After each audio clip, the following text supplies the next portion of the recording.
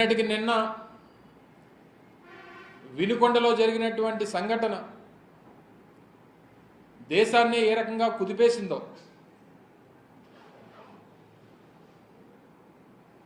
రోడ్ల మీద జనం పోలీసులు ఉంటుండగా మా వైఎస్ఆర్ కాంగ్రెస్ పార్టీకి చెందినటువంటి మైనారిటీ నాయకుడు, యువజన నాయకుడు అయినటువంటి వ్యక్తిని తెలుగుదేశం పార్టీకి చెందినటువంటి కార్యకర్త ఏ రకంగా అమానుషంగా కత్తితో 2 చేతులు నరికి ఏ రకంగా ప్రాణాన్ని తీసేశాడో, ఏ రకంగా హత్య చేశాడో అనేటువంటిది మాటల్లో కాదు, ఈరోజు రాష్ట్ర ప్రజలందరూ కూడా కళ్ళతో చూసినటువంటి సందర్భాన్ని మీ అందరికీ గుర్తు చేస్తూ ఉన్నా. ప్రాణాలు కోల్పోయినటువంటి అబ్బాయి కుటుంబాన్ని వైఎస్ఆర్ కాంగ్రెస్ పార్టీ అధ్యక్షులైనటువంటి గౌరవనీయులు మాజీ ముఖ్యమంత్రి జగన్మోహన్ రెడ్డి గారు రేపు ఆ కుటుంబాన్ని పరామర్శించడానికి కూడా ఇప్పటికే బెంగళూరు నుంచి విజయవాడ చేరుకున్నారు. రేపు ఉదయం వారిని పరామర్శించడానికి కూడా వెళ్ళబోతా ఉన్నారనేటువంటి విషయాన్ని ఈ సందర్భంగా తెలియజేస్తా ఉన్నా. ఏ రకంగా ఈరోజు ఉదయం గౌరవ పార్లమెంట్ సభ్యులైనటువంటి మిథున్ రెడ్డి గారు, మా మాజీ పార్లమెంట్ సభ్యులైనటువంటి రెడ్డప్ప గారిని పొంగనూరులో వారి ఇంటికి వెళ్ళి కలవడానికి వెళ్తే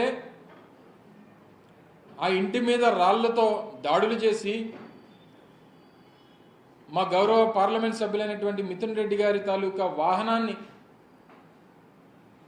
పూర్తిగా ధ్వంసం చేసి మాజీ పార్లమెంట్ సభ్యులైనటువంటి రెడ్డప్ప గారి వాహనాన్ని తగులుబెట్టి అక్కడికి వెళ్ళినటువంటి కొంతమంది పత్రికా సోదరులు కూడా మీద కూడా గాయాలైనట్టుగా మాకు సమాచారం వచ్చింది.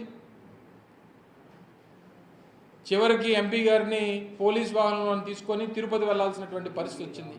ఇది ప్రజాస్వామ్యంలో ఎంతవరకు సమంజసం ఒక్కసారి ప్రజలు ఆలోచించాలని చెప్పి మీ అందరి ద్వారా కోరుతా ఉన్నాం. ఇంత పెద్ద ఎత్తున అన్ని రకాలుగా కూడా ఇదంతా చూస్తే ఎన్నికల ముందు ఎన్నికల ప్రచార సభల్లో కూటమి పార్టీలకు చెందినటువంటి నాయకులు మాట్లాడినటువంటి మాటలను ఒక్కసారి గుర్తు చేసుకోమని చెప్పి కోరుతా ఉన్నా.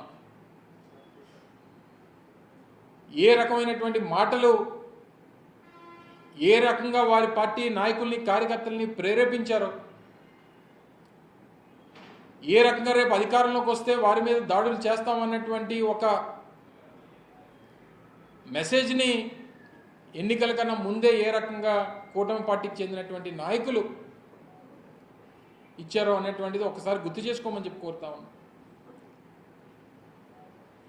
గడిచినటువంటి 45 రోజులుగా ఆంధ్రప్రదేశ్ రాష్ట్రంలో భారత రాజ్యాంగాన్ని పాటించట్లేదు. గడిచినటువంటి 45 రోజులుగా కూటమి ప్రభుత్వం నడిపిస్తున్నటువంటిది కేవలం రెడ్ బుక్ రాజ్యాంగాన్ని మాత్రమే నడిపిస్తూ ఉంది అనేటువంటి విషయాన్ని ఈ సందర్భంగా మీ ద్వారా ప్రజలకు తెలియజేస్తూ ఉన్నాం. దానికి అనేక ఉదాహరణలు, ఇందాక నేను చెప్పినట్టుగా అనేక ఉదాహరణలు మనం చూడొచ్చు. పూర్తిగా శాంతి భద్రతలు అనేటువంటివి లేకుండా పోయే, దాన్ని కంట్రోల్ చేసేటువంటి పరిస్థితుల్లో ముఖ్యమంత్రి గారు లేరు, మిగిలినటువంటి వారి మంత్రివర్గం లేదు, వారికి సంబంధించినటువంటి వారితో పాటు ఉన్నటువంటి కూటమిలో ఉన్నటువంటి మిగిలినటువంటి రాజకీయ పార్టీకి చెందినటువంటి నాయకులు లేరు. అన్ని రకాలుగా కూడా రాష్ట్రంలో ఉన్నటువంటి వైఎస్ఆర్ కాంగ్రెస్ పార్టీ నాయకత్వాన్ని, వైఎస్ఆర్ కాంగ్రెస్ పార్టీ నాయకత్వం దగ్గర నుంచి కింద స్థాయి కార్యకర్త వరకు ఏ రకంగా బెదిరించాలి, భయపెట్టాలి, ప్రాణాలు తీయాలి, నేరుగా ముఖ్యమంత్రి స్థానంలో ఉన్నటువంటి చంద్రబాబు నాయుడు గారు కూడా ఈ మధ్యకాలంలో అనేక మార్లు పూర్తిగా నాయకత్వాన్ని, నాయకుడిని భూస్థాపితం చేస్తామన్నటువంటి మాటలు అనేక సందర్భాల్లో ఈ మధ్యకాలంలో చెప్తున్నటువంటి విషయాన్ని కూడా మనం చూస్తూ ఉన్నాం.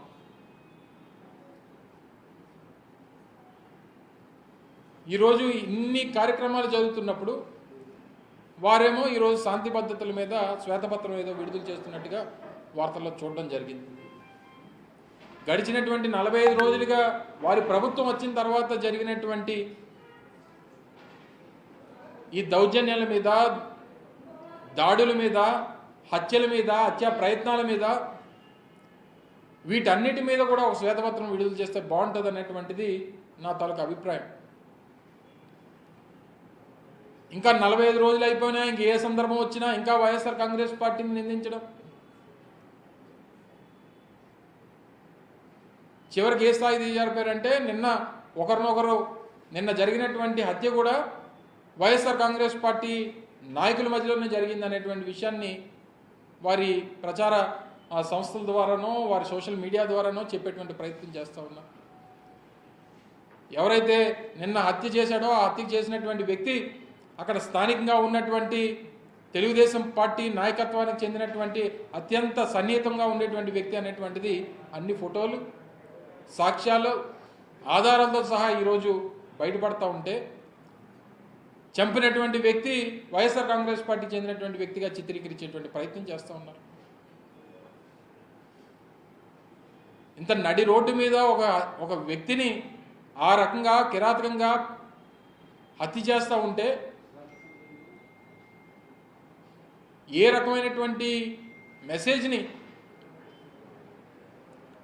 ఈరోజు మీరు సమాజానికి ఇస్తూ ఉన్నారు? రేపు ఈ రాష్ట్రానికి ఎవరైనా రావాలన్నా, స్వేచ్ఛగా రోడ్ల మీద తిరగాలన్నా ఏ రకమైనటువంటి పరిస్థితులు ఉండబోతా ఉన్నాయో అనేటువంటి దానికి గడిచినటువంటి 45 రోజులుగా జరుగుతున్నటువంటి పరిణామాలను ఒక్కసారి అర్థం చేసుకోమని చెప్పి కోరుతా ఉన్నాం. చెప్పాము 6 నెలల పాటు మీకు సమయం ఇస్తూ ఉన్నాం, మీరు ఇచ్చినటువంటి మాటను నిలబెట్టుకోండి, చెప్పినటువంటి విషయాలన్నింటినీ కూడా మీరు అమలు చేయండి అని చెప్పి ఒప్పగా చెప్తూ ఉంటే, ఎన్నికల ముందు మేము చెప్పిన మాటే కదా ఇది అనేటువంటి మాట ఎవరైతే వైఎస్ఆర్ కాంగ్రెస్ పార్టీ నాయకులు ఉన్నారో లేదా తెలుగుదేశం పార్టీకి వ్యతిరేకంగా ఓటేసినటువంటి వారు ఎవరైతే ఉన్నారో వారి మీద దాడులు చేస్తాం, ఈ రకంగా బెదిరిస్తాం, భయపెడతాం అనేటువంటి ఈ ధోరణి అనేటువంటిది మంచిది కాదు. ప్రజాస్వామ్యంలో ప్రతి 5 సంవత్సరాలకు ఒకసారి ఎన్నికలు వస్తూ ఉంటాయి, ఏది శాశ్వతం కాదు.